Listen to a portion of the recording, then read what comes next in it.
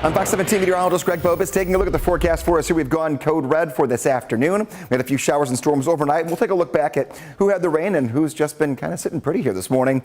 But the afternoon going to be a little more unsettled. Noon to 8 p.m. That's a time frame here to see some storms that will move in. It's not rain for everyone. These are going to be very small pop-up hit-and-miss storms that could pack a punch. Damaging wind and spin-up tornadoes are the reason that we are in a code red threat. Now, this is not a guarantee we get either of these that are going to happen, but some of the ingredients are absolutely in place for it. 1, it feels really humid outside. 2, we're dry and we're getting some bursts of some sunshine. And 3, we're going to be well into the 90s and bring in the remnants of what was Hurricane Beryl. All those together are not going to work well when it makes our forecast come together. It's going to be a little unsettled. Taking a look, this was the overnight. We had some showers and thunderstorm activity. That died down pretty quickly after sunrise, and now it's moved out of here for now. But that's the big key, for now. So let's take a look at the big picture.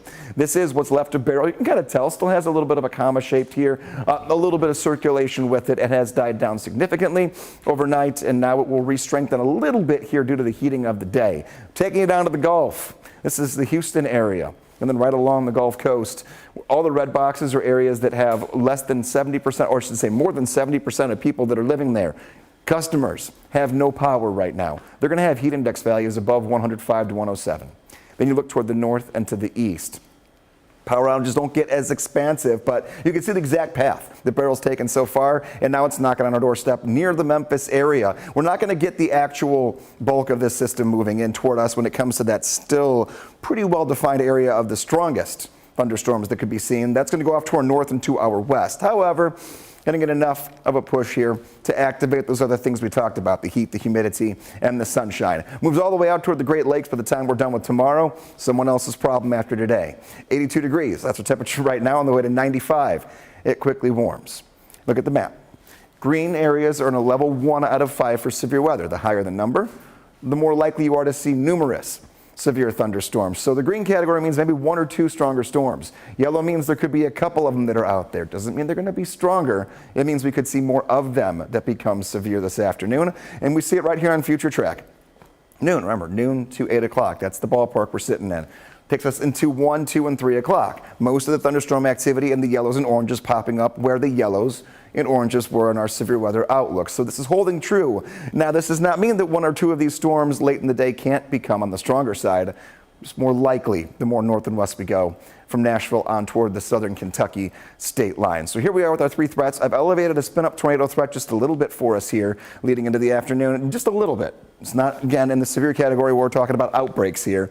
And the types of tornadoes we're going to see, we'll mention in a moment. Spin-up is a real key to this whole thing. Wind and flooding, possible, but also not very high on the scale. So what is a spin-up tornado? I mean, we've all seen those lines of cold front thunderstorms that move in, and you can get the rotation and the red and the green on the radar, and we think we might be seeing something. You get the tornado warning, and then minutes later, something actually does begin to develop. These form like that, where you might even get a radar indication because the scans happen every 5 to 7 minutes of any rotation at all. Then we see it in one radar scan, it gets a warning, and by the time the next one comes around, it's already gone. These are on the ground for a couple of miles at best usually. They're usually EF0 in strength, meaning the least damaging of type of tornado. But this is the part that's not good. You get little warning. It can still damage property. It can still be very dangerous when it comes to personal health. You cannot be outside or anywhere near these. You need to be in your safe spots. So with a little warning, you got to be a little diligent yourselves later today and watch out for any incoming black clouds, anything that looks a little bit darker. Have ways to get alerts. Fox 17 code red weather app will give it to you no matter what county you are in and only for your county. Let's talk heat and humidity.